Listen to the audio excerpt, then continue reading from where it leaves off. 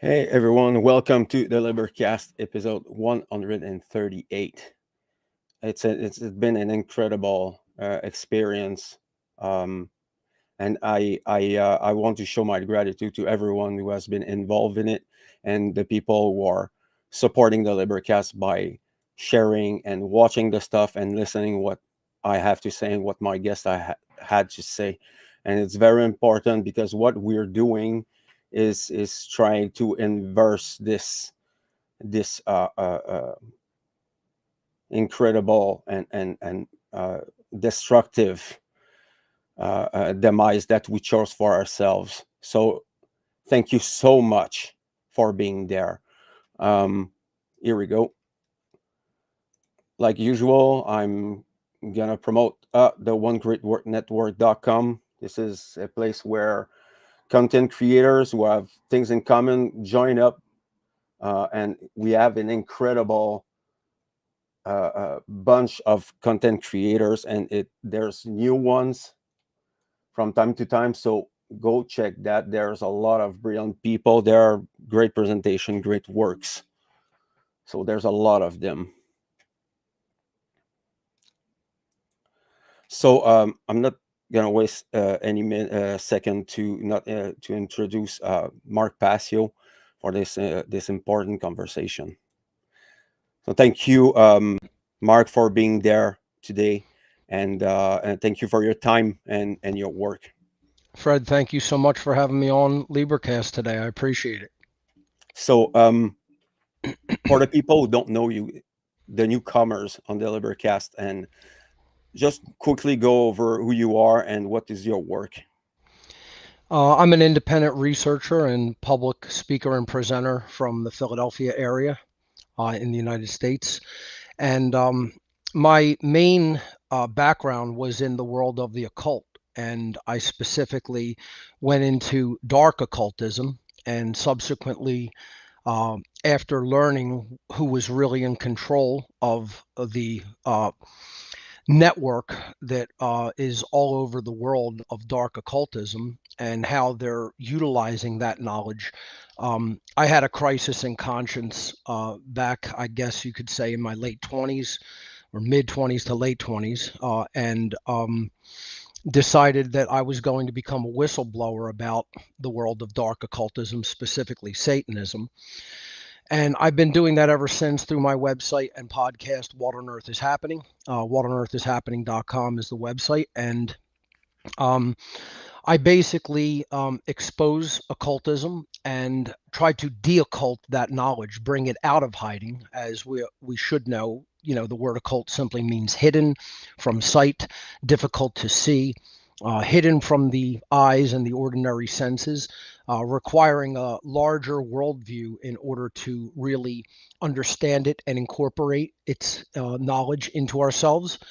And I've been trying to de-occult that knowledge to people, especially the knowledge of natural law, which is really the most occulted information in the world. It is the knowledge of true objective morality and how we can align our behavior to it to create a world that is based in true freedom, as opposed to the world that is based in violence and slavery, which we have now.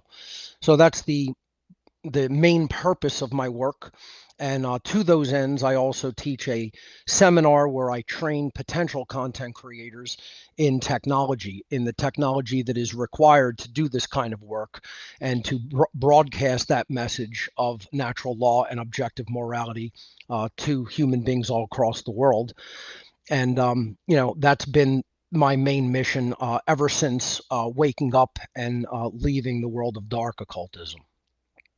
Yeah, and your website is absolutely filled with a ton of information. And starting with uh, uh, the conference you did on natural law, the big one there, and then all your podcasts, your radio shows that you did.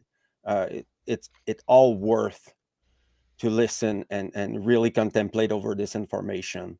And by the way, I want to push that a little bit, if you don't mind. The Sure. seminar of shadow working. that's coming on the November 22nd. Yes, I've traditionally given long format presentations. My podcasts range from usually 2 to 3 hours. Um, all of my presentations are usually in the multi-hour, time frame. Although I do give some short presentations depending on events that I've been asked to participate in. But my natural law seminar clocked in at like 8.5 hours. I gave an all-day seminar on the occult origins, the dark occult origins of Nazism and communism, called Two Masks. That clocked in at just under 8 hours. And this seminar, called Shadow Work, is going to be another all-day seminar, probably around 8 hours in total time, with of content. There will be breaks in between the content, of course. We can't go 8 hours straight, but it'll be an all-day event from about 10 a.m. to 10 p.m. on November 22nd. And I started really promoting for this one very early because I hope to have a decent turnout for it. It's obviously a virtual event online on the Telegram platform. It's not in person, but I have shifted my work in general. Um, you could say that there's two periods or phases of Mark Passio's work. There's the early phase where I'm talking about dark occultism, um, you know, the uh, rulers of the world, if you will, the people who are really entrenched behind the scenes of politics and finance, etc., who are really running things and making all the important decisions and making laws and dictating how people live their lives, and showing you how they're basically occultists and they're leveraging knowledge about how the mind works to manipulate people. And I was essentially going through all their methodologies of manipulation. In other words, the techniques of mind control and cults, which is what this worldwide system is. It's one big death cult.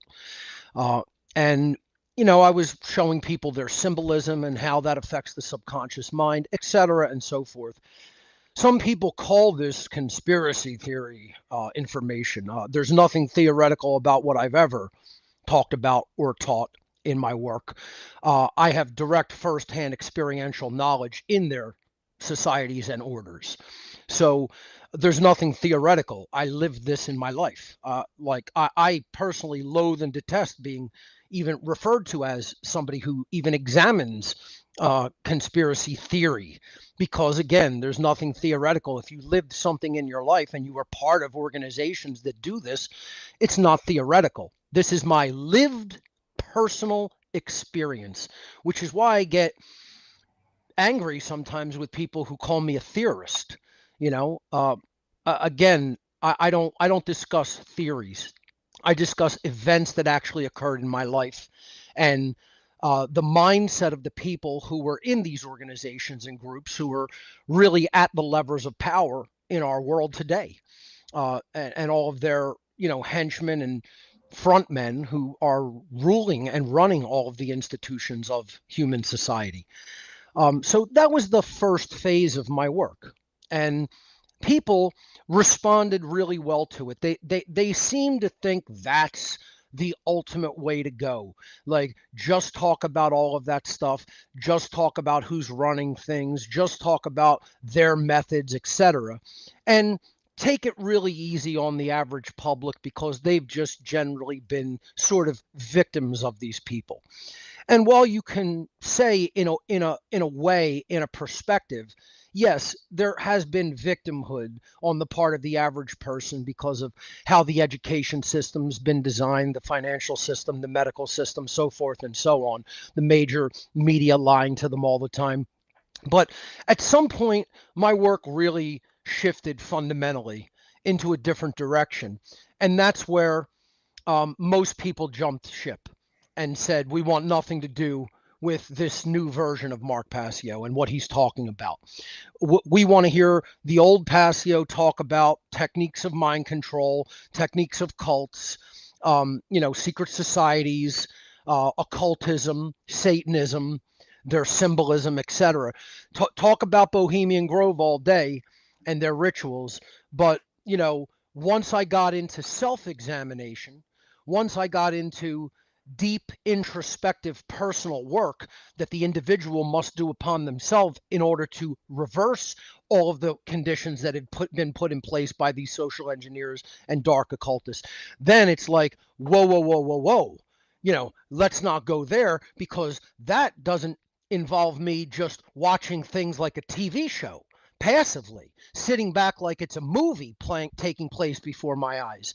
We don't want that. The public basically said to me, we're not interested in doing deep introspective personal work. We just want to hear about all the external stuff going on. We want to hear about the Satanists and what they're up to and their rituals and symbolism, but we don't want to do anything regarding how we think and how we feel and how we behave in the world, because we're just poor us victims.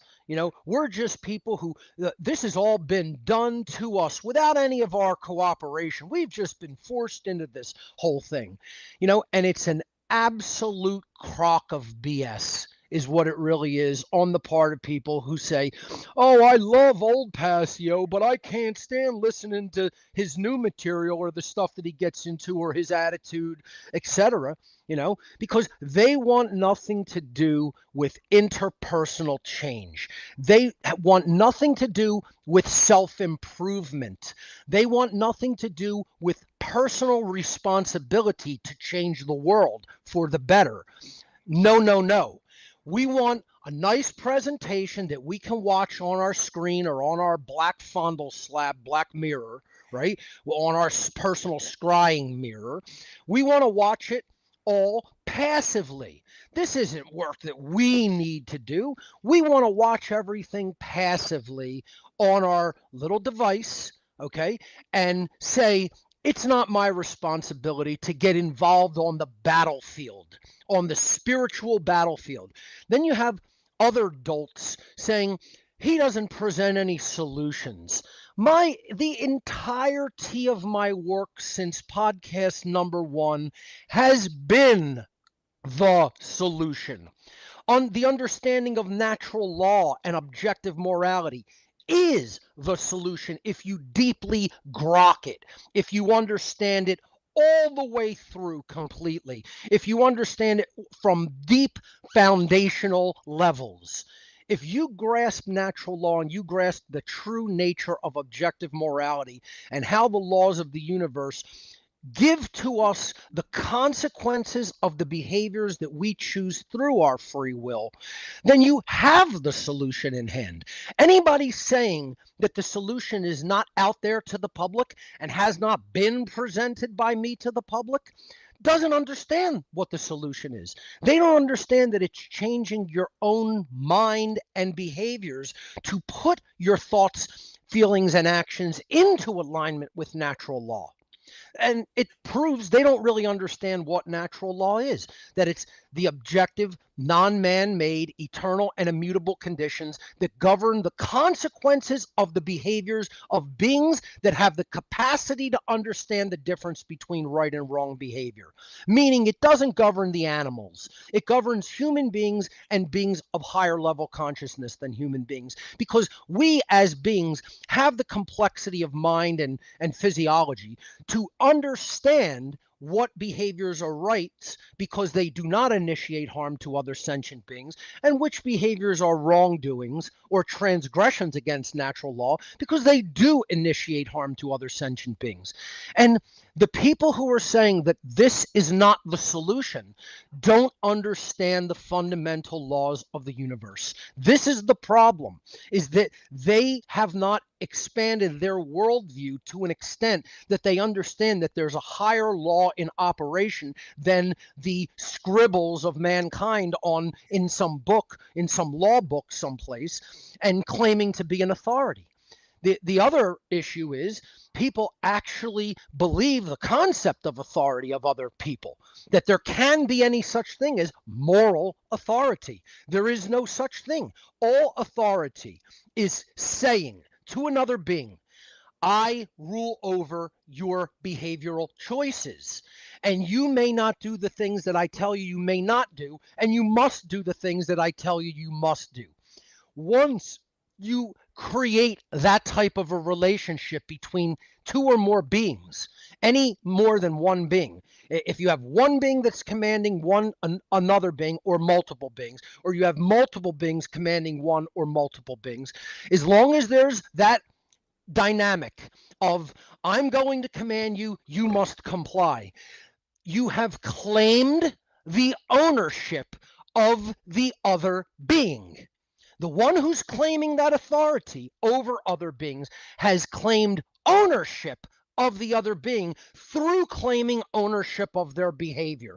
To claim the ownership of the behavior and free will choices of another being by dictating law to them means definitionally that you have claimed ownership as property of the other being. Because you are owning their behavioral choices, you are therefore owning their behavior, and therefore you are owning their body that they perform their behavior with. There's a word for that definition. There's always been a word for that definition, and it is the truth of what that definition is. See, that's why we have words and definitions. We're delimiting what a concept can mean that we put into language as a word. It's really not a difficult concept to understand, but most people today are postmodernists and solipsists who insist they can make up the definitions of words and what they mean.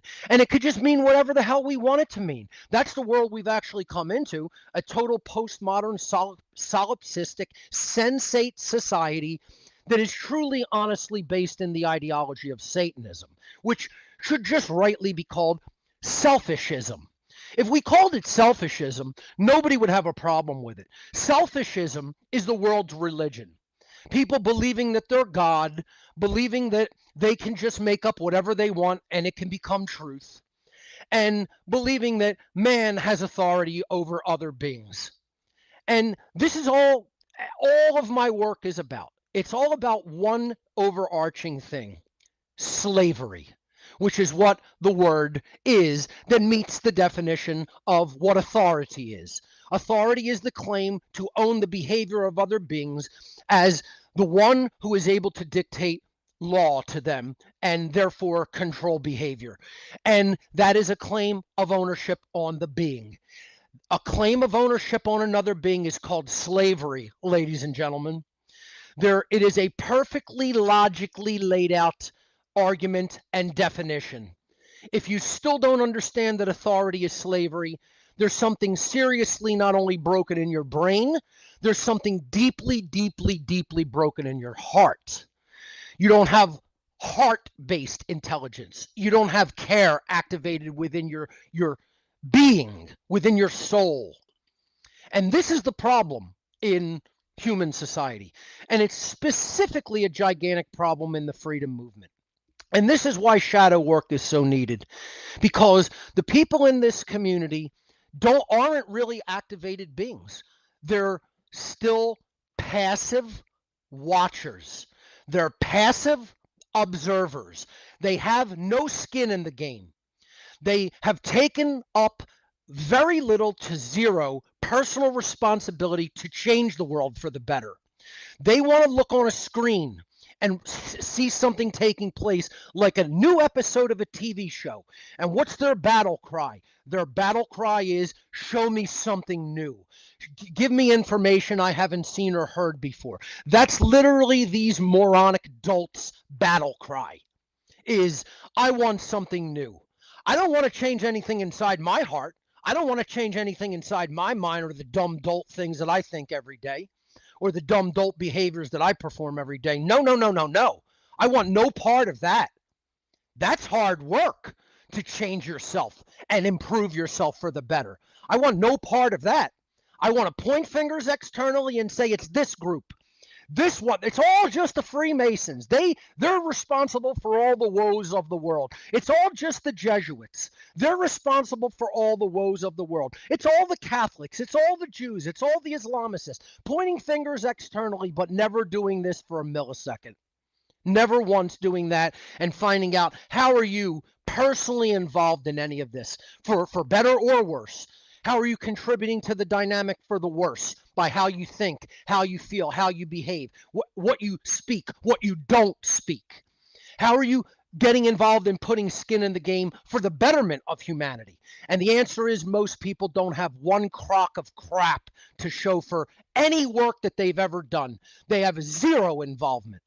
See, unlike people like yourself who are actually doing something, who are actually speaking to other people, who are actually creating content, who are making podcasts, who are inviting guests on to interview them, most people are doing zero. They're sitting back on their lazy butts. They're complaining about everything. They're saying they want the world to change for the better, and then they take no personal responsibility to actually make it better, to make it improve. Things don't improve magically on their own. This is part of natural law. Part of natural law is there are requirements for things to change. And do you know what one of the major requirements for things in our world to change for the better? Human beings have to change for the better. This is the main issue that people don't want to face and wrestle with. They want to stay the lazy bums that they are. And that's what the vast majority of human beings are. They're uneducated, apathetic, lazy, cowardly bums. And that's why I call the freedom movement, especially because the freedom movement is just a subsection of the bums that are the world, that are the people of Earth. Let's face it. The freedom movement fare hardly any better, maybe a tiny sliver better, because they at least desire freedom and say that they want it. They say they want it. Do they really want it? That's very debatable, because somebody who really wants something determines factually the requirements for obtaining that thing. If I want a brand new car on the lot, the first thing I'm going to look at is what is the price that the car is going to cost me if I want that car. Because I'm going to have to at least raise that much funds, or look at the payment that's going to have to be made on a monthly basis and say, can I meet that minimum payment if I don't have the total amount? And you're going to have to plan for that. That's the requirements of obtaining something that is expensive. And if you don't meet the requirements, you don't get the reward. You don't get the new car that you're seeking. It's very simple, to the point of pure stupidity. It's so simple. Yep. And yet you say this to people in the freedom movement. There are requirements for human freedom that have not been met in the world. If they were met in the world, we'd already be free and wouldn't be saying we're not free and that we Absolutely. want freedom. And Oh, yet, when you tell them what the requirements are, they then immediately say, I'm not going to do those things. I don't want any part of that work. I don't want to change how I think and behave in my daily activities. And that might take me away from my cherished peer group, and they might start thinking differently of me. And then I might not have a social life or a family life or good relationships with my friends and family. And they don't want to hear it's going to require sacrifice. It's going to require change inside of you and your behavioral decisions regarding what you do in life on a daily basis. They want no part of that, which is why they hate the new Mark Passio and his work. We don't want to be bothered with that guy because he's really harsh to us. He says mean things to us. He tells us that we're not that intelligent. He tells us that we're apathetic. He tells us that we're cowardly. He tells us that we're bums. He tells us that we're not meeting the requirements to create freedom on this planet. What part have I lied about? I never told anybody I'm here to coddle you and baby you and pat you on the back when you're not really doing anything that tremendous. I never told anybody that I want to be their friend. I never told anybody I'm their personal guru. I never told anybody I'm their savior. I just told you I have the requirements in hand, factually, for what creates freedom in the world. And I know the dynamics that destroy freedom. I'm an expert on human freedom. I'm not anybody's authority. See, I don't even like the word authority relating to I know everything that needs to be known for the most part on a topic. I think that we shouldn't even call those people authorities. I'm not an authority on anything or over anybody. I am an expert. An expert means you know the ins and outs and all the details of how something works. I'm a technological expert in certain ways. Okay. And I am definitely an expert regarding the dynamic of how human freedom works on a large scale. And I've given people the answer. The problem is they don't want the answer. They're the kind of people who are just like the postmodernists. They're just like the Marxist trash. They're just like the solipsists out there.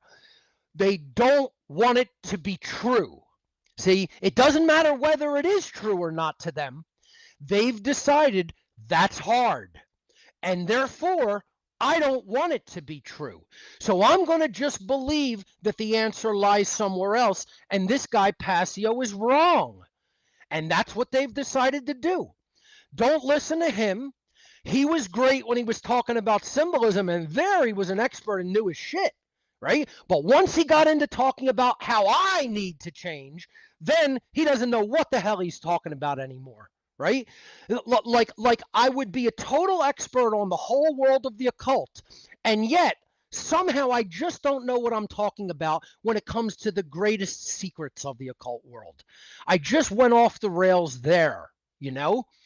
And I just don't know what dynamics really govern human freedom and what needs to be done, the requirements for change.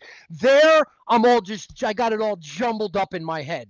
But I can tell you all about Satanism, and I could tell you all about secret societies, and I could tell you all about occultism and all about symbolism and all about their methodologies, their cult methodologies and their mind control methodologies. Everybody loves that. They'll listen to endless hours of Passio on that. But as soon as I get into talking about what's going on inside your mind and what you think and how you feel in your heart and what you're willing to do, and mostly what people are not doing, or what they continue to do that is incorrect and wrong and immoral, what they support, what they think in their mind that is totally get propping up more immorality, then we want nothing to do with that guy.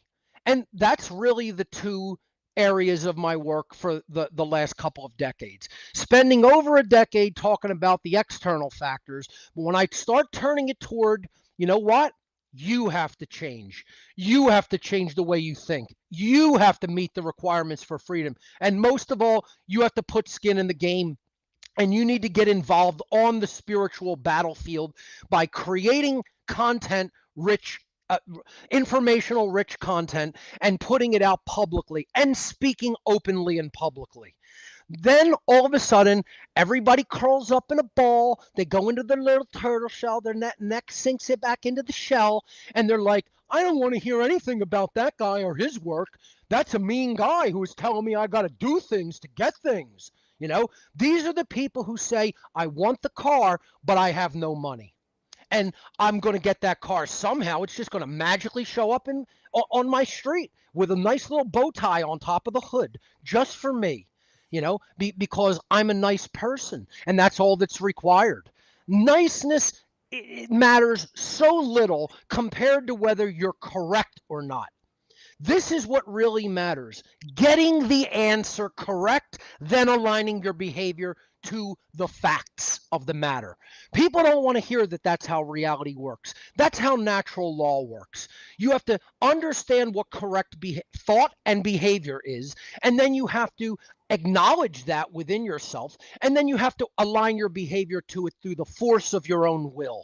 You have to make yourself think a different way. You have to make yourself behave a different way. It's all about willpower and internal strength and internal fortitude to align your behavior to what is right. And when you start telling that to people, they turn around 180 degrees and they take off like a rocket ship because they want no part of that responsibility or personal change.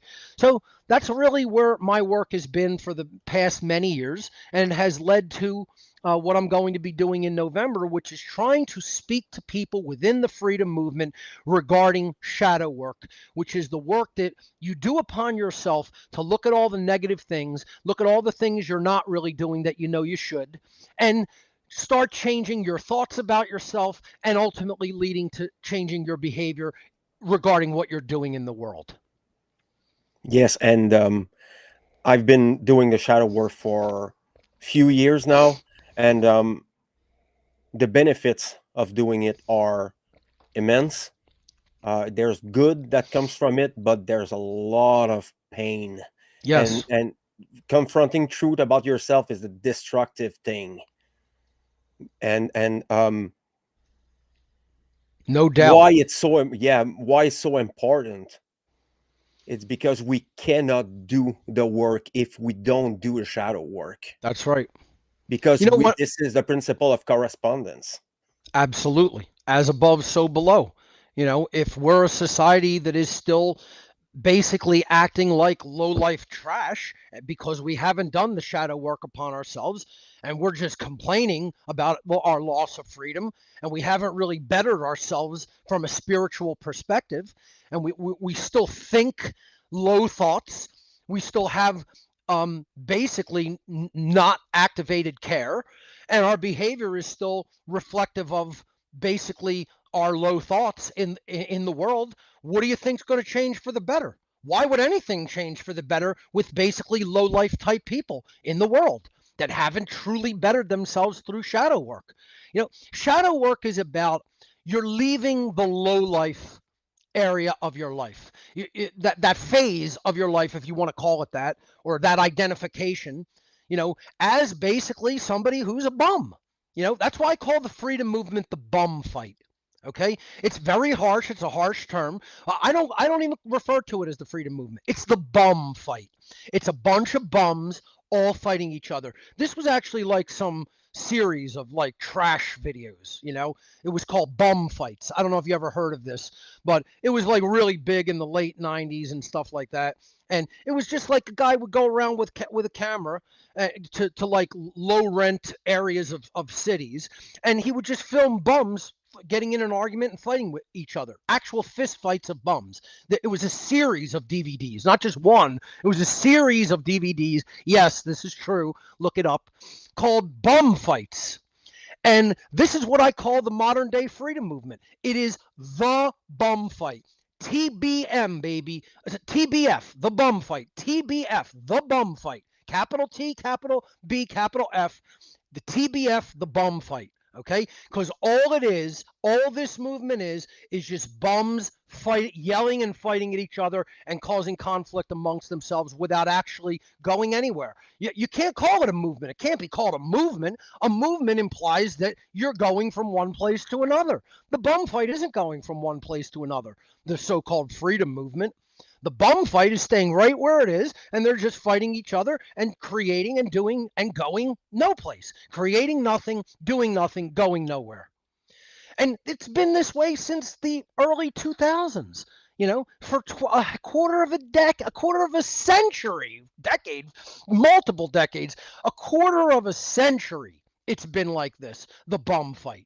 Okay? And this is because people can't get on the same page about the only thing that governs freedom.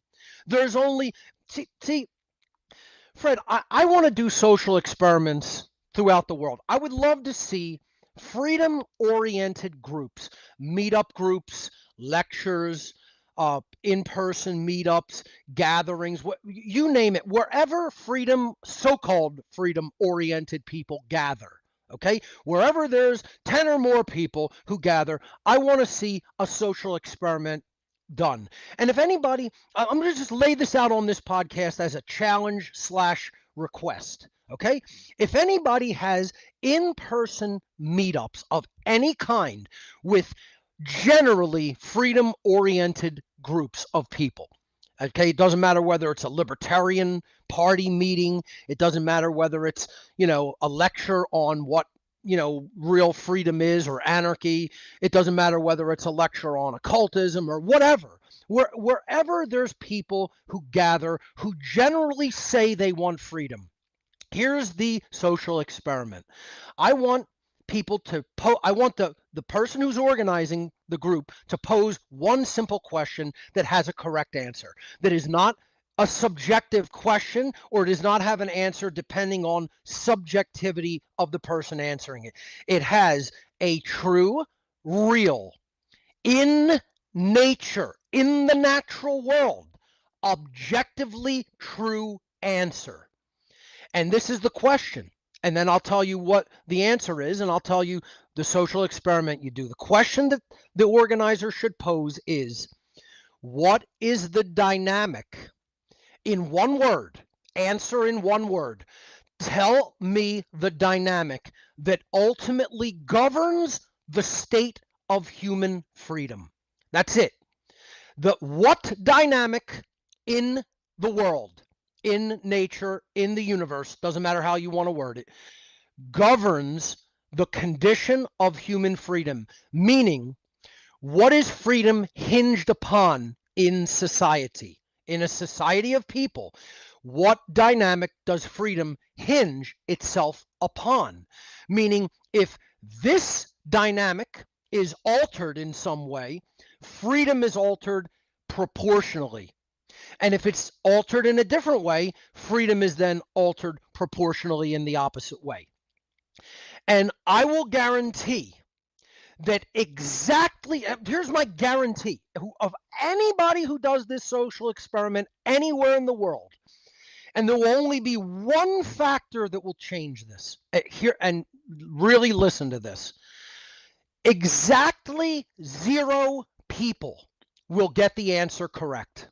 Exactly 0. No one will answer the question correctly. They will all give millions of different answers, and every answer that they give will be an incorrect answer, unless, unless they have been exposed to Mark Passio's work at some point in their past. I will guarantee this. I will 100% guarantee this result. For people that want to do this social experiment, they can ask that question, and not one soul will get the answer correct unless they have formerly been exposed to my work. And I mean watched a lot of my work, or at least really, really deeply understood my natural law seminar, maybe. Okay? And we know that the correct answer, or people watching this should know that the correct answer is morality, and not religious morality. You see, so we can make a distinction here for all the people who hear that word, and it's 99% of people hear the word morality, and the very first place, the very first word that they associate it with is religion. I will guarantee you this. You could do a word association game and tell people responding with one word to the word that I say. And I'll guarantee this result if people want to do a social experiment with the word morality. You do a word association game, say one word back to the word that I say, and you say morality to the person. 95% minimum, I'm going to give you the percentage. 95% of people in the world will respond with the word religion. You want to do another one? Give people the word occult, OCCULT. 95% of people will say it means evil. They won't tell you it means hidden. They won't be correct about that. People still don't know the definition of the word occult in the year 2025. You give people the word morality, 95% are going to associate it right away with religion. And this is the entire absolute disgraceful state that religion has produced. The disgrace of the human condition that is largely responsible because of the false morality that is taught and conveyed in religious institutions. They are some of the most vile, detestable organizations that have ever been created by human beings. Religions teach false forms of morality to confuse what true objective morality is and creates, because religion doesn't want people to understand freedom, because it is part of the satanic control system. That government is the mechanism by which the satanic system gets put into place. Another thing I want to mention is, imagine religionists who say these verminous pieces of trash who say they want freedom. And I don't care who I alienate in my work by saying that. That's true. Religionists are not good people because they're subscribing to false morality. And if you subscribe to false morality, your behavior cannot be in alignment with true morality, with objective morality under natural law, which is not a religion, which is a dynamic that exists in the natural world because the Creator put those laws there, just like it put other physical laws there. And when people go, who created natural law, Mark? What created it? How does it come into existence? This is like asking, how did matter come into existence? How did all the laws of matter come into existence? Well, the exact same way that natural law that governs behavior came into existence. The Creator put those laws there because it designed things intelligently. And I don't need to subscribe to a bullshit religion to understand how natural law functions. This is the problem, is that subscribing to some bullshit religion will get you exactly that. A bunch of bullshit about what morality is instead of the truth about what morality is. And this is why religions are so insidious, dangerous, and satanic. And let me just say this to all the people who are still statists out there, who still believe government is somehow moral, should exist, and is not slavery. Number one, you're a dunce. Number two, you're a bad person. You can't believe that government is moral and claim to be a good person, because what you're saying is, I believe that slavery should exist in some form or fashion, and yet I consider myself a good person. You're trash. That's what a piece of trash thinks like. A piece of immoral, verminous trash. And verminous just means infested with rats or rodents, okay? So your soul is verminous. It's verminous black rodent trash, okay? Okay? I'm just going to say it how it is streetwise, just out in street language, because that's what people have allowed themselves to become by not examining the inner aspect of their soul, by not doing shadow work.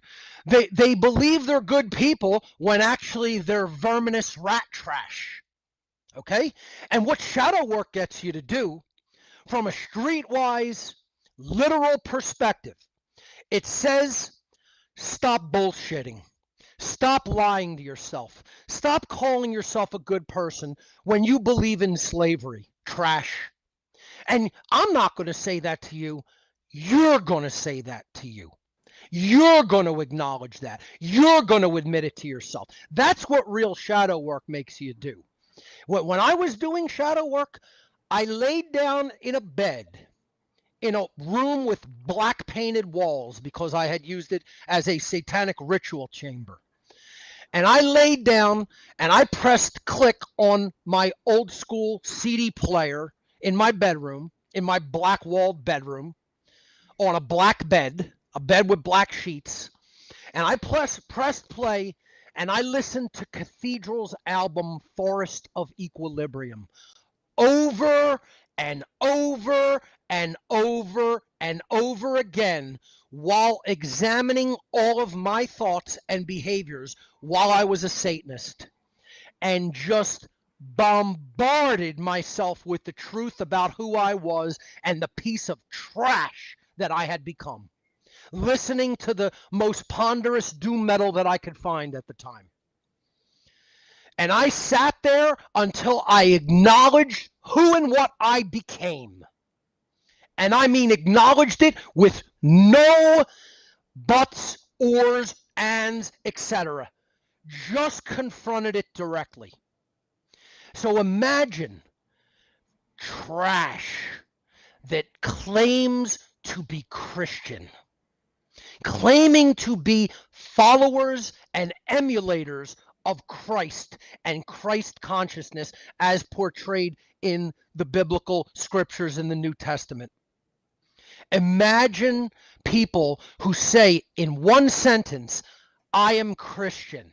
I'm a follower of Christ, regardless of whether you think that's a historical figure or whether you think it's an allegorical story to teach consciousness and to teach natural law to the human species. Doesn't matter whether you think it's a historistic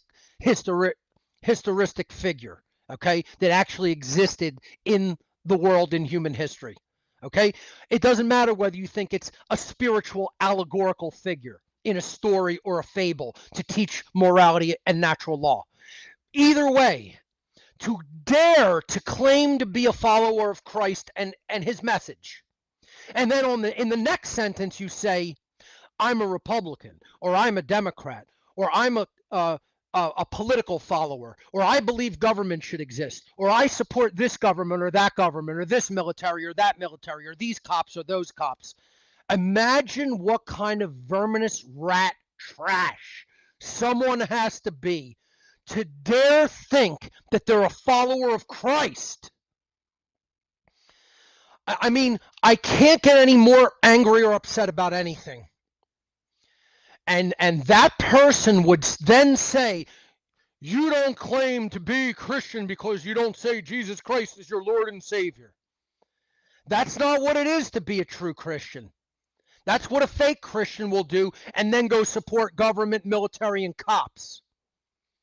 A true emulator of Christ and his consciousness will say, I don't support violence. I don't support slavery. I don't support all the things that government has done to people in the name of saying, we're going to keep you safe. What they've done is enslave. What they've done is murder. What they've done is kill. What they've done is rape human rights. What they've done is conduct nothing but violence. What they've done is create subclasses of nothing but dunce order followers who can't think for a second on their own and just follow orders, which is the exact antithesis of behaving in harmony with natural law. And these people would dare call themselves Christian or Christ-like. Natural law is God and Christ's system. Natural law is Christ's system on earth, and it's God's system in the universe. Government is the satanic slavery system. Stop calling yourselves Christ-like. Stop calling yourselves followers of Christ. Stop calling yourselves Christian. You're nothing of the kind.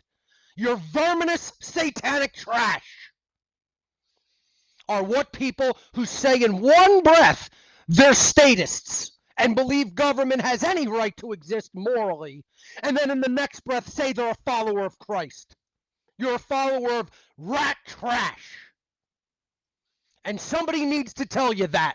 And I'll be the one to tell you, all the people who believe that. But I'm the bad guy. I'm the bad guy for saying it that way, right? You just tell somebody you believe in authority. That means you believe that somebody has the right to totally contravene your free will. That's what the belief in authority is. And you think the God of creation shares the authority of law? See, that's what the whole satanic system is, becoming an author. That's why it's called authority. And what are you authoring when you're inside the satanic mindset and system? You're authoring law. The only lawmaker and lawgiver is the creator, and it doesn't share its power or authority of law. It is that power. It is that authority. It is that law. God is that law. That's what binds everything in the universe, law. Law binds all matter in the universe. Law binds all behavior in the universe. Everything is governed by law, but not man's law, the natural law of God. And religionists would dare to say human beings are lawmakers and lawgivers, law creators, authors of law, authorities. They don't even stop to think, where the hell does the word authority come from? It means to author something, to write down what you say the law is. This is what jurisdiction is. Jus juris in Latin. It's because people don't know the origins of words in the English language and what ancient root languages they came from, like Latin and Greek. You know, the word jurisdiction from jus juris in Latin. Jus means law. Juris is actually the genitive case, the possessive case of the word jus in Latin, I-U-S. And there's no J in classical Latin. In English, it comes down to us as jurisdiction. Well, then what's diction? It's an English word. Diction means speech, coming from the Latin dictere, the verb which means to speak or to say. So put them together. Jurisdiction, the law, to speak the law. You're just reversing the order. To say what the law is, or in other words, to author the law. Jurisdiction. That's the satanic system. The satanic system is that man usurps the place of God, the creator of law, of moral law, and becomes the author of man's law. And the dolts out here in the freedom community and in the alternative media, the actual dunce dolts that should be sitting in a corner with a fucking big conical dunce cap on, okay? But they're out there podcasting to millions of people, way more subscribers and followers than I ever have on any of my media, okay? And they're telling them this is perfectly moral. Wrong, dunce, in your fucking big conical dunce cap. It's the satanic system. Man's law is Satan's system. Government is Satan's system. It isn't Christ's system. Natural law is Christ's system. Natural law is God's system, the true good God of creation. Man's law is Satanism. It's selfishism. It's saying, I want to be God. I want to be the creator. I want to be the lawmaker. I want to be the author. I want to be the authority. And what it all is a pack of verminous rat trash that's based in Satan's system and Satan's thoughts and Satan's black fucking heart and Satan's actions. Not Christ's, and certainly not the God of creations. Let's get that clear to all the dolt dunces in the so-called freedom movement that still think government has any moral right to exist. But how would this get done, Mark? How would we do this? How would we do that? I'm not here to tell you all methodologies on how things can or should be done. I'm here to explain to you what's immoral, that you should stop thinking, that you should stop doing. See, freedom isn't about how something is done. Sorry to burst your bubble, that's not the solution. The solution isn't to outline steps. It's to understand concepts that are based in moral law. It's to understand if you behave this way in Satan's system, and you keep perpetuating Satan's system, do you know what you get more of? You get more of Satan's system, and you get more satanic, chaotic, disorderly, destructive results. When you abide by God's system of behaving within the parameters of natural law, meaning don't do 7 things. Murder, assault, rape, theft, trespass, coercion, and deception. The 7 deadly sins, the real 7 deadly sins. Pretty simple. Don't. So simple, it's stupid. Yep. So simple, it's borderline retardation factor. Yep. Okay? You'd have to be a retard not to understand it. And there's no problem with that word. People say, how dare you say that word? It means you're slow on the uptake. That's all it means. It means you're a slow person. You're slow-witted. Retardation means slow-wittedness. It means you don't get things quickly. See, I'm not a retard. I'm a very intelligent man, so I get things like this. Concepts don't have to be re-explained to me 10 billion times. Once I hear something, I understand it in language, and I get the conceptual idea. That's what raw, true intelligence is. That's what holistic intelligence is. Okay, not just left brain intellect. That's what holistic intelligence is. The ability to recognize patterns in your environment and meaning. Okay? And most people don't have it. They're slow-witted. They're a little dull. Their senses aren't really working right. Their consciousness isn't really there. They're not truly aware. They're sleepwalking. This is another thing shadow work helps you to realize. How much are you just sleepwalking through life? How much are you not really examining things, especially the things that go on within yourself and your own psyche? Sorry, go ahead. Oh, I stumble upon these people every day. I call them the sleepwalkers. Yep. These people are dangerous people. The Walking Dead. They're Yeah, zombies. they're very dangerous. It's just because they don't know it, but they're very dangerous and very. You cannot guess what these people will do to protect this government, protect their own comfort, their own ego, Yep. their own beliefs in That's this all they case. want to do. They Yeah. just want comfort. That's basically the two kind of people the two kinds of people that exist in the world. People who are convinced because they have been taught the entirety of the purpose of human existence is to live for comfort. That's one kind of person. The other kind of person knows that is not the goal of human existence. And the goal of human existence is to learn, to grow, and to improve oneself and one's fellow human beings. That's the true goal of human existence. And when you really discover that that's the purpose of life, you then step into leading a purpose driven life instead of living for comfort. Comfort is Satan's system. Improvement within the self and within society is God's system. See, this is what I really need to do is make it like nursery school. Nursery school flashcards. 1 plus 1 is 2 kids. 2 plus 2 is 4 kids. We need nursery school flashcards. Government is Satan's system. Natural law is God's system. Living for selfish creature comfort is Satan's system. That's what Satanism is, kids.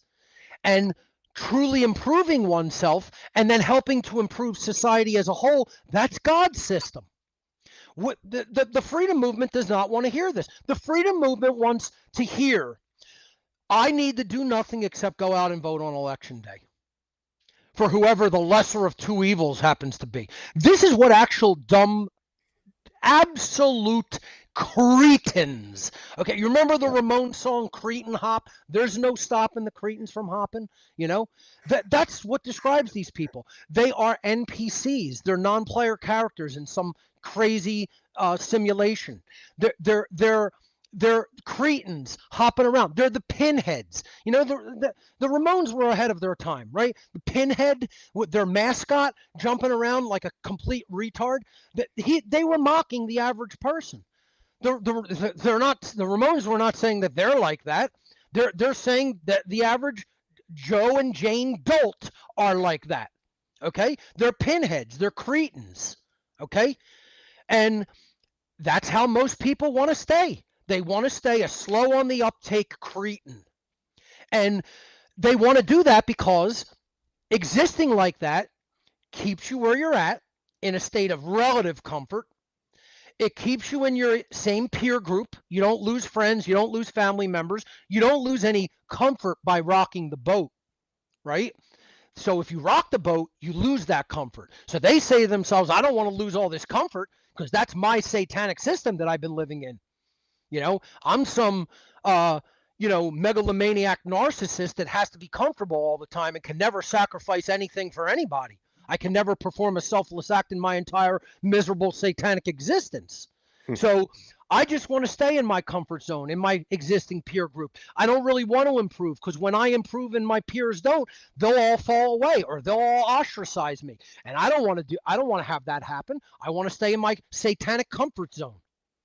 And that's why people don't want to engage shadow work. It's the hardest thing there is to engage. You have to be the hardest on yourself. You don't even look at other people with shadow work. You only examine the self and you look at your shortcomings, whether they're perceived or imagined, whether they're real or imagined. There are real shortcomings and then there's perceived shortcomings. Real shortcomings are, right now, I actually do not have enough knowledge to do a task that would create media and put it on the internet. I simply do not have that knowledge. This would be one form of shadow work at a very light level, let's say, right?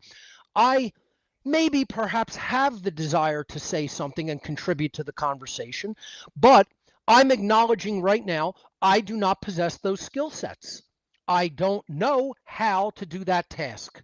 That's a real limitation. Now, that doesn't mean you can't do something about it, because then you could affirm what you're going to do, and then you could take action regarding that. That's why it's a threefold system. It's acknowledgement, affirmation, and action. Acknowledgement means you acknowledge the bad. Affirmation means you say what you're going to do to correct it. And then action means you actually put the methodologies and steps in place to take the behavior that is going to achieve those requirements and then get the good results on the other side. Very simple threefold system.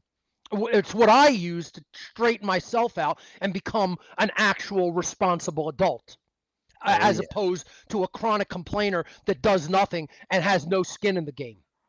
So that's the first part of it. You would simply acknowledge the truth about a deficiency. Now, let's look at briefly how, and this is what I'm going to do in the seminar, by the way, things like this. And it's going to get way deeper than this, okay? But this is just like a starting exercise to just begin to perceive what the shadow work process is. It's about telling the truth to yourself about yourself. This is what most people never want to do. So the next part, or a imagined inadequacy, is I'm not smart enough to learn what I need to learn to meet requirements. See, that's a bullshit story, right? So you got to separate real inadequacies, which do exist. It's not like every inadequacy is perceived and in the mind. No, there are real, genuine, in nature, in the natural world, true inadequacies that have to be wrestled with. But then there are perceived inadequacies and shortcomings, which are all inventions of the bullshit story that we tell ourselves in the mind. And that they go like this: I'm just not a good person and can't become one. I'm just destined to stay a piece of trash. That's a lie. Improvement is possible. That we have to understand, that's the first worldview change that you have to take, is that positive change is possible with hard work. It doesn't just magically occur on its own. All positive change happens with the alignment of our willpower to the truth and to the requirements that exist in nature to create positive change. And then that positive change is possible. Without aligning our knowledge and behavior to the truth, positive change is not possible. But once we do engage in that alignment, it is possible for us to improve ourselves in any aspect, whether it comes to intelligence or caring more or doing more. Doesn't matter what dynamic of consciousness is involved. It's all able to be changed for the better with hard work, not magically. Okay. And someone would basically say in their mind, these perceived incorrectly perceived inadequacies, they'd tell themselves a story like this: I'll just never be smart enough to understand what to do to make, let's say, a video podcast and put it out into the world to help people understand something. I just don't think I have the ability to do that. Wrong. You just haven't worked hard enough at meeting the requirements technologically or in knowledge. And this is how people defeat themselves. They tell themselves total Yep. bullshit stories that aren't true and create all these perceived inadequacies, and then they don't go to work on correcting the true inadequacies. So they stay right where they're at with no skin in the game because they started with no personal responsibility. They go through the mental machinations to help perpetuate that condition, and then they end up with no responsibility, which is exactly where the satanic system going on in their mind wants them to land, with no added responsibility on their lap or upon their shoulders. And that's what it means to stay a satanic cosmic child. What it Yep. means to become a true moral cosmic adult is to step into the dynamic of aligning your behavior to natural law through personal introspective shadow work and improve the self first. See, I did this process, and it's never a totally complete process. It's always Sure. ongoing because you never achieve perfection. But you can achieve a state where you meet the main requirements for understanding human freedom and teaching those requirements to others. I did that shadow work decades ago, over 20, I'm going to say 20 years ago. I did all that shadow work hard, more than 20 years ago. This is like in the late 90s. So it's like over 25 years ago is when I did that deep introspective shadow work. And would you say it's 100% refined and complete? No. It No. never really is. Everybody has flaws and imperfections, myself included. I'd be the last person on earth to say that I've achieved any kind of perfected state, would never make that statement. But what I have achieved is an understanding of the requirements for human freedom and the alignment of my personal mind and behavior to those dynamics in nature. So I've aligned my behavior with natural law and I'm teaching it. I'm teaching how to do it. I'm teaching how to get yourself right in that process. That's the shadow work process. And then I'm teaching how to influence others to help get them right. That's teaching the technological seminar that I teach to prepare potential content creators for what they're going to need to know how to do, which is, I call that how to become the true media. Okay, that's my technological seminar that I teach throughout half the year. 6 months of the year, I teach a seminar on content creation and how to go about doing that. So I can help create new content creators in the world that are going to help teach natural law and objective morality. That's the second part of the great work, which is change yourself internally, then help other people to change themselves internally. And when we do that, the world will improve. Those are the requirements for the world improving. That is the solution for all the drooling retards that continue to say, Passio doesn't present any solutions. The entirety of my body of work is the solution to human slavery. If you can't understand that, you're probably a retard from Jump Street. Anybody that looks at my work and can't perceive this is the answer to what needs to be put into place in the world is probably a drooling retard. I'm sorry, but there's no easy way to say to somebody that they're dumb and retarded. You just have to say it to them. And maybe they'll get the hint that they're a bum that doesn't really improve themselves, that is low information and probably low IQ, and they're not trying to improve themselves. See, I never rag on people who are trying.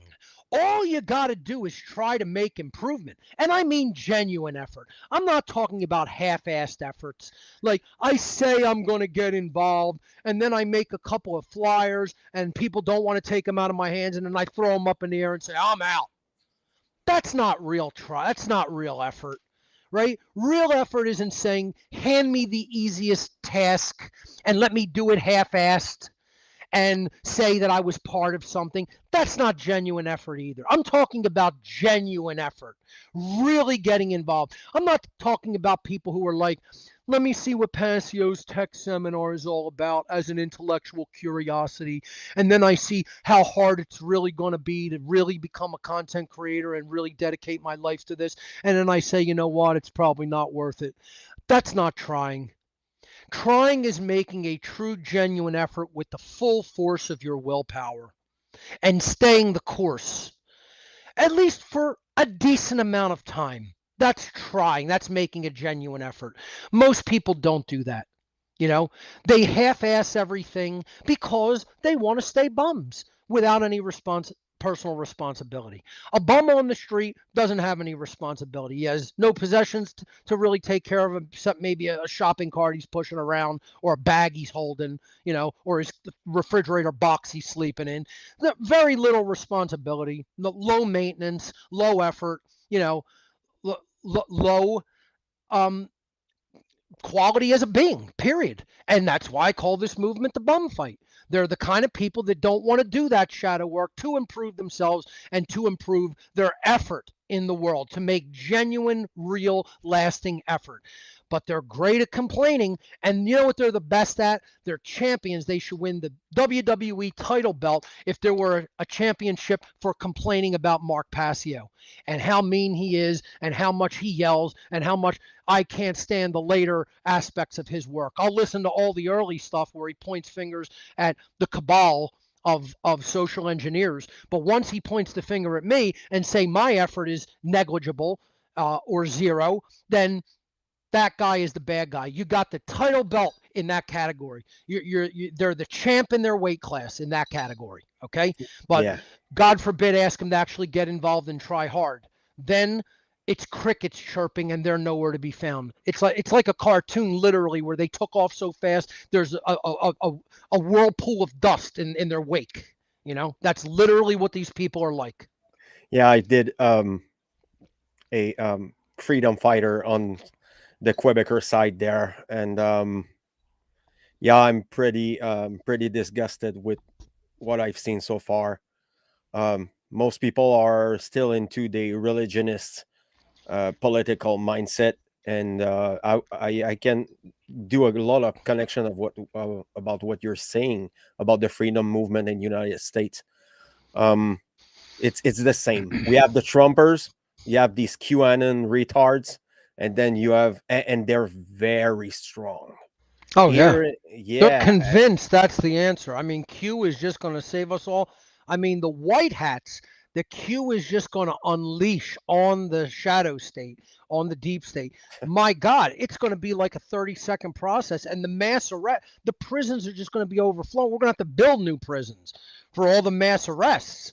I mean, these white hats got it. You don't need to do anything except get your popcorn and watch the movie on the screen like the passive observer retard that you are, if you believe that donkey shit. Because that's what that is. That ain't even, that's not bullshit. That's not horse shit. That's some donkey shit. Okay? yeah, That's they what that were is. what they were saying. Hold the line. Don't do anything. Yep, that's right. Mm-hmm. So, No I mean, action required on your part. Thank God.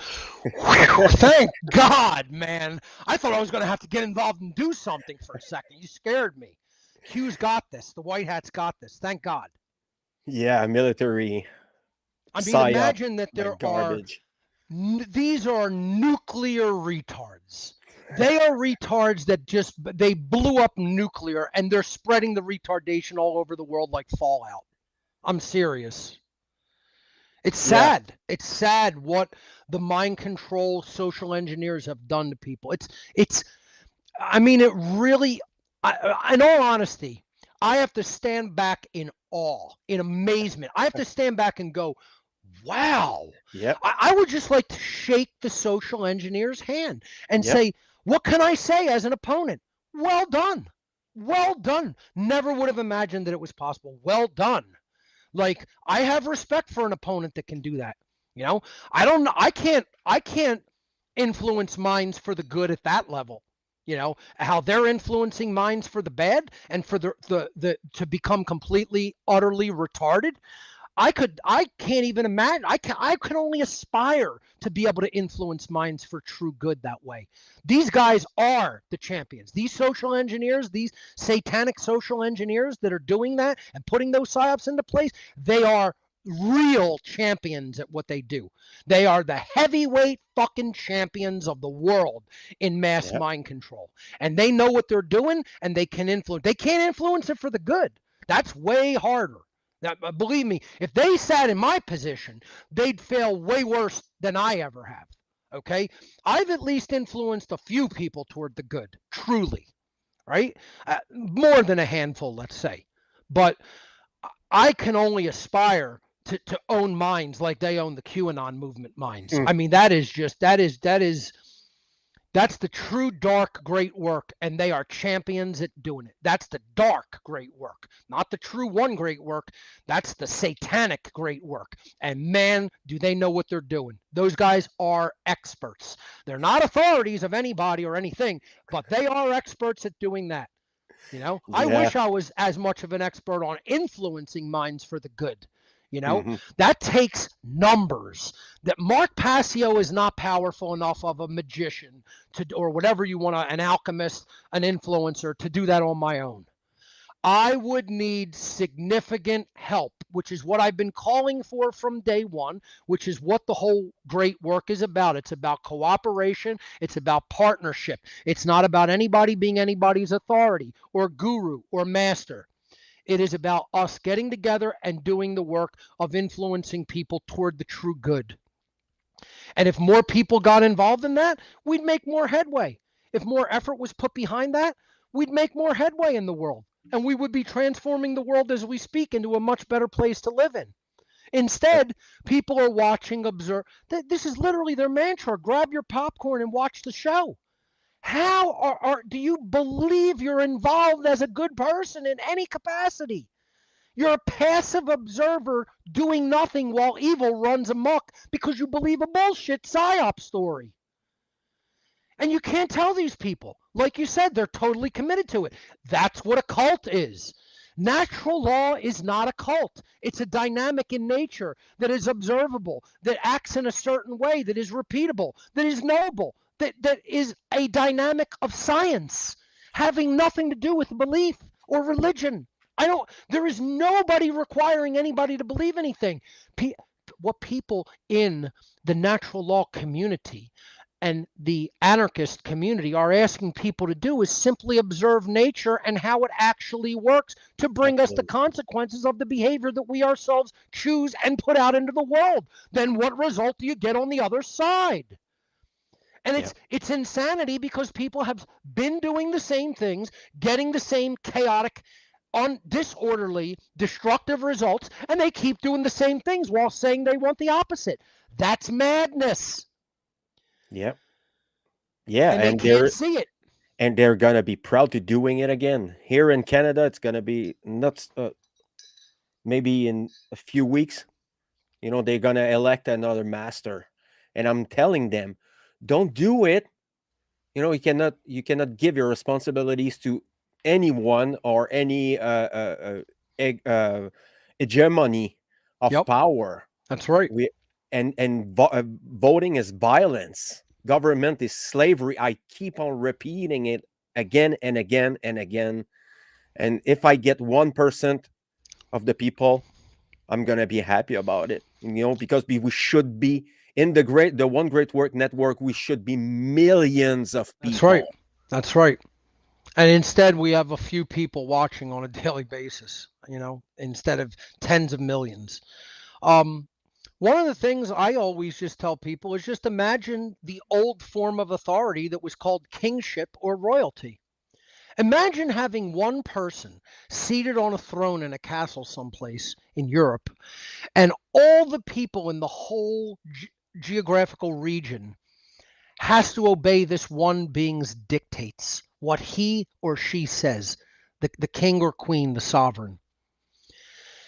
How could anybody ever possibly imagine that being a moral condition of rightness or righteousness?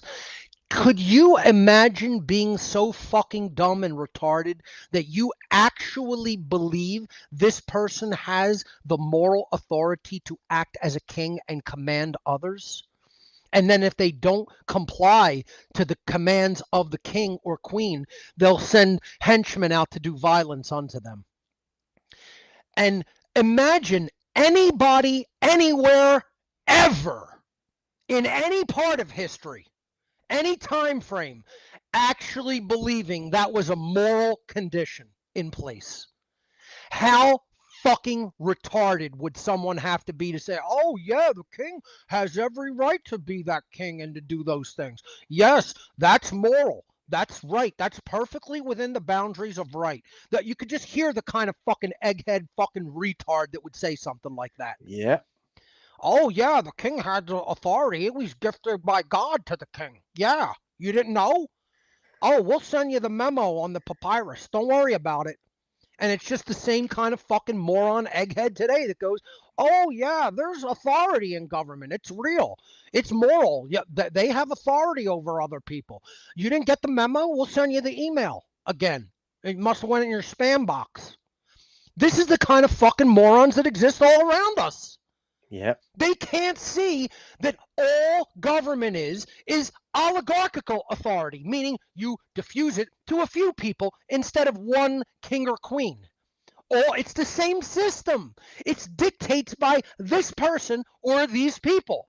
In the form of a kingship, it's one person in royalty. In the form of government, it's a few people. It's an oligarchy instead of a monarchy. And they're that dumb that they don't even understand it's the same exact satanic system. It's Satanism. It's our will be done or we'll kill you. That's what Satanism is. the satanic ego inside of humankind saying, we're God. We're the rulers. We're the masters. We're the lawmakers and the lawgivers. We're the authorities. That's Satan's system. That's what Satan was. And I don't believe in Satan as a god. I don't believe in Satan in the way Christians think of the evil God. I'm talking about a force within the mind. That's what Satan really is. Satan is the out of control runaway ego, which, as I said, instead of calling it Satanism, we should just call it pure egotism or egoism or selfishism or selfishnessism. It doesn't matter what you want to call it. It's all the runaway ego thinking that it is God. That's not Christ. That's not Christian. If you believe in that system, you're following Satan and his system. It's not Christ-like. It's not Christian. It has nothing to do with Christ or Christianity. True Christianity, true following of Christ, is understanding what Christ wanted to put in place in the human mind and heart, and then emulating that. Did Christ want rulers? Did Christ want masters? Did Christ want a system of fucking slavery? No, he didn't, and never would. If Christ came back today in the flesh, would he say, who am I voting for today to rule over other people and force their policies on my fellow man and woman and brother and sister? You think Christ would do that? If you do, you're a fucking retard. And that's all people have to understand. You're not Christian. If you believe in government, you're not Christian. Stop calling yourself a fucking Christian. You're not. You're a Satanist. People who believe in government are Satanists. I don't care whether they claim to be a Satanist, whether they profess it from the fucking hilltops. They're de facto Satanists, meaning in their deeds, in their thoughts, in their actions. They're satanic. And they're evil. They're not good people. If you're perpetuating a system of evil, you're a part of evil. Therefore, you're evil yourself. You're an embodiment of evil. You're helping evil get done in the world what it wants to get done. That's not Christ-like. That's not Christian. That's satanic. That's fucking evil. And if somebody out there listening embodies that, you're an evil person. You're not a good person. You're dedicated to the work of evil, not the work of God and good. Get over it. Get as offended as you want. It's still going to be true anyway. It's still the truth, whether you don't want to hear it or not, whether you don't like it or not, whether you don't fucking understand it or not. It's still the fucking truth about who you are if that's how you think. The end. For all time.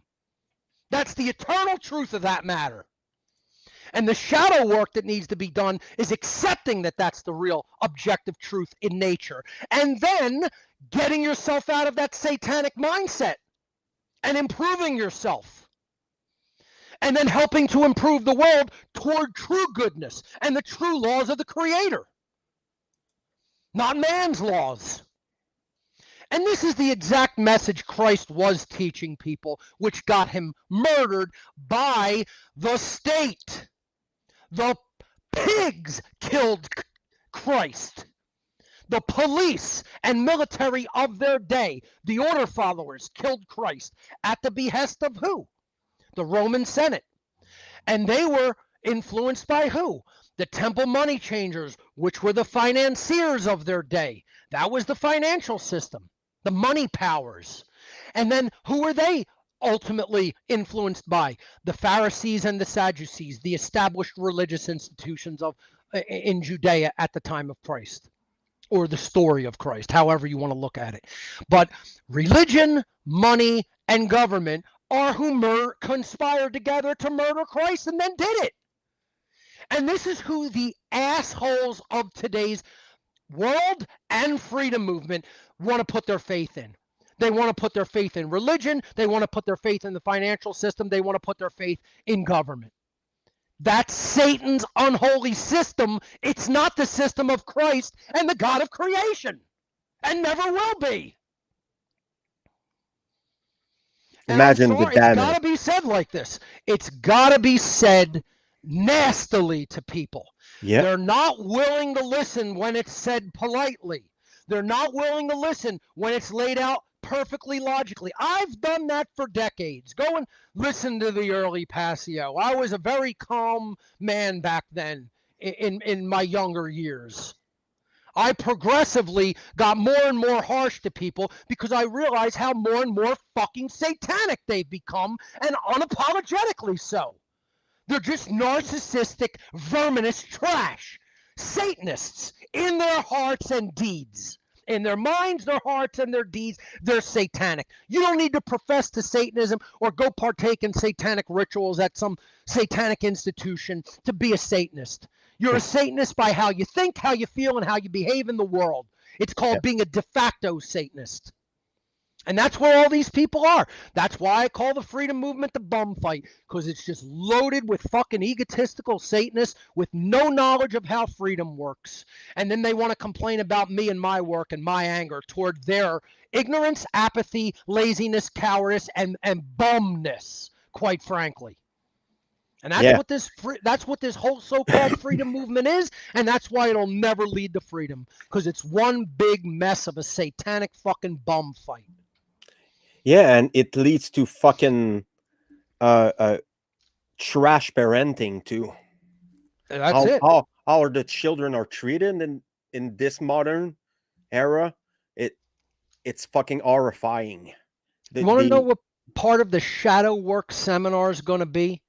People must acknowledge that their parents fucked them up. Yeah. You have to acknowledge your parents gave you treacherously wrong information. I mean, like, tragically wrong, Yep. tragically bad info, right? Most people's parents were such dumb dolts that they just programmed absolute garbage into the mind of their child. I'll be the first to admit it. Let me show you a piece of shadow work. This is how shadow work goes in the real world. Okay? My family were trash. They didn't have any knowledge or care of morality, of true morality. They were religious bullshit believers. They didn't do their best. They should not be propped up on a pedestal just because they're biologically related and connected to me. They were never truly, really my family who cared about me. My parents were trash. They never truly, really cared about my spiritual development. And see, I'm okay with all of this. I'm saying that now about me. Real talk. Okay? Absolute harsh reality truth. Unapologetically. If they were in the room, I'd say it right to their face. Right to their face. You failed miserably. You were not good family members. You were not good friends. You were not good parents. You weren't even good human beings. Ever in my presence. The people who eventually helped me get out of my satanic condition that you put me in, that you programmed into me, that you helped the social engineers program into me because of your failure as family members, as friends, and most of all as parents. Strangers had to raise me up morally. I had to receive that moral upbringing from 100% absolute strangers that I never met for a millisecond in personal real life, face to face, in physical presence. Yet they performed the labor of love to put the information out into the world that would eventually morally raise me. Those are my family members. Those are my friends. Those are my real parents. That's shadow work, ladies and gentlemen. That's real shadow work. And most people will never do it for a millisecond of their lives. They'll run away from that process forever.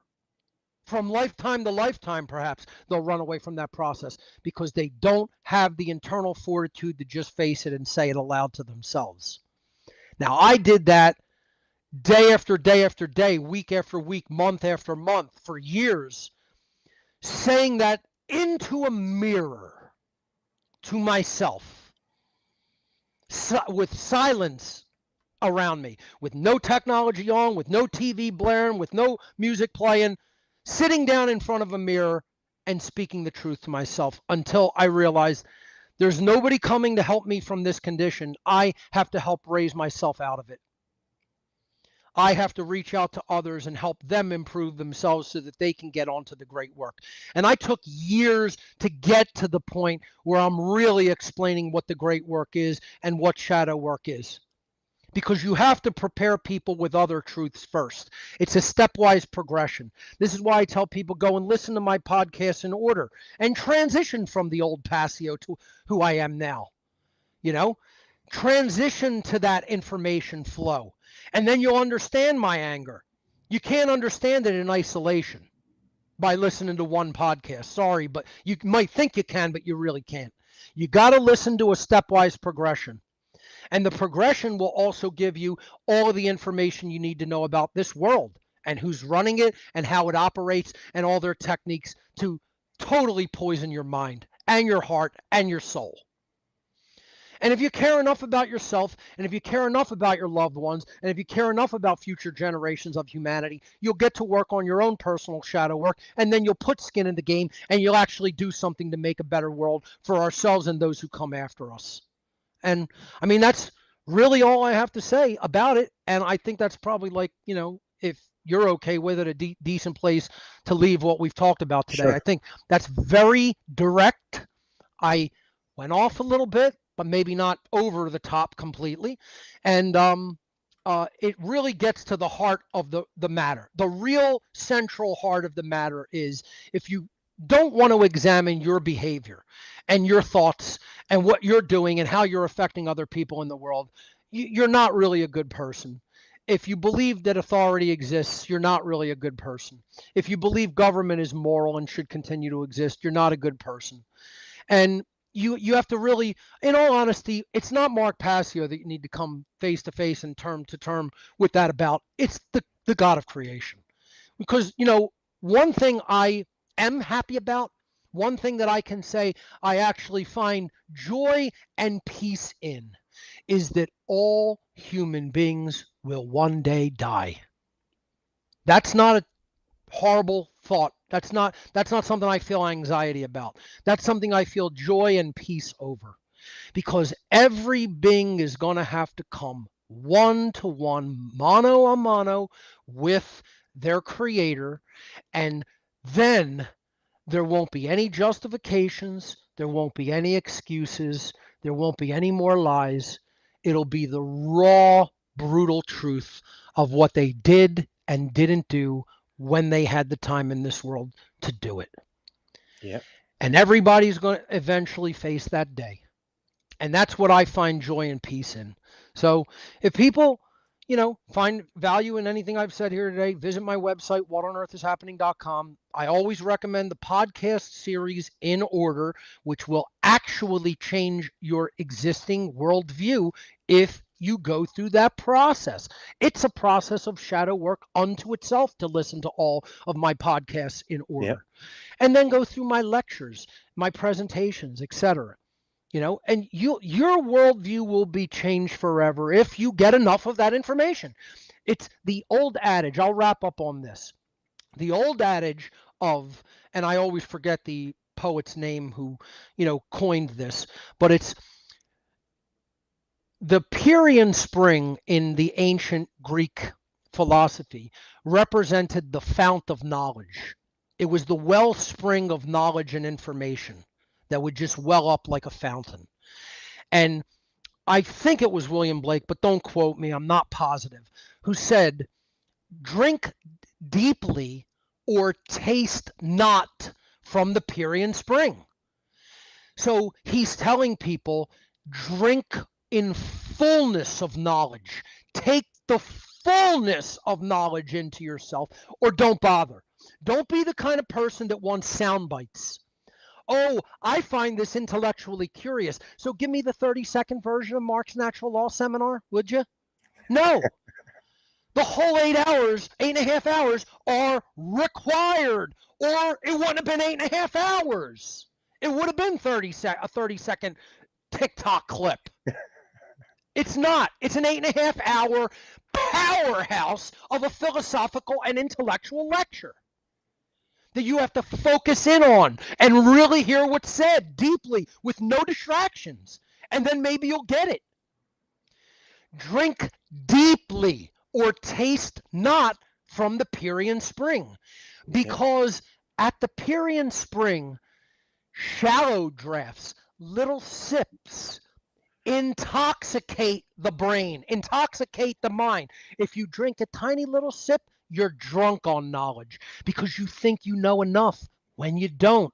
So it has inebriated you in the sense that you think you have what you need. You think you're going to meet the requirements on a tiny little thimbleful of knowledge. And what the poet is saying in this beautiful poetry about the fount of knowledge is, when you actually drink a ton from it and you have all the info and requirements that you need, then you'll be re-sobered. You will become sober after being intoxicated on the tiny little sip that you took that you thought was enough. So don't go half-assed with knowledge. Go all the way into it if you're going to do it at all. Because if you go a tiny little bit, you're going to be a drunken retard, stomping around thinking you know what you're talking about, and you're just a fool. But if you take it all in, the totality of the entire world view changing knowledge, then you're going to be healed. You're going to become sobered. You're going to be out of mind control. You're going to be out of the reach of the cults of this world. And then you're going to be you're going to put skin in the game. You're not going to just be a chronic complainer, and you're going to be actually taking steps toward your own self-improvement and the improvement of our entire world. And that's what this whole thing is all about. And Fred, I just want to say thank you not only for, doing the interview, but for doing that work, both within yourself and externally in the world. People like you are an example of what we need more of. More content creators that understand natural law and are putting that out into the world. That's what the entire dynamic that's going to change the nature of human life on this planet, if it is to be done, is ultimately all about. So I thank you for doing that, as I do all the creators on the One Yeah. Great Work Network and the other people who are discussing these very important dynamics. Yeah, and I would add it's to raise children into natural law. This is the next step there. That's And this, exactly it. yeah, and thank you Conscious everyone. parenting, it could be the most powerful force Hmm. as a driving factor of the positive change in our world. If you're teaching young people natural law and objective morality, and to grow up to lead a purpose-driven life and do the one great work, you're doing more than anybody possibly could. That's more than anybody could possibly ask for. So Yeah, that's a and big children are dynamic. smarter. Children are Yep. smarter to understand these things than adult. Yep. Then we give them credit for. That's exactly right. No doubt about it. Yep, they understand very well the Absolutely. difference between force and violence. They can understand it. That's right. We Yeah. just got to not subject them to the brainwashing signal that most of us were subjected to in our youth. We protect our children like that, they're going to become powerful forces for good, uh, having been taught the right things under conscious parenting. It's one of the things I hope to see most in the world. I think we have a shot if things go in that direction. Yes, absolutely. Yep. So thank you everyone for joining in. I've seen a lot of names there. Um, thank you for being there. And Mark, thank you so much for your time, man. I know you're busy Absolutely. and we're both busy, but we made it, and I'm very proud to have you once again on the Libercast. Thank you so much, brother. Thank you. Keep going, my friend. Never give up. Oh no, we're not. So Have a have a great have a one. good have a good have a good day, people, and see you on Thursday. Take care. Bye.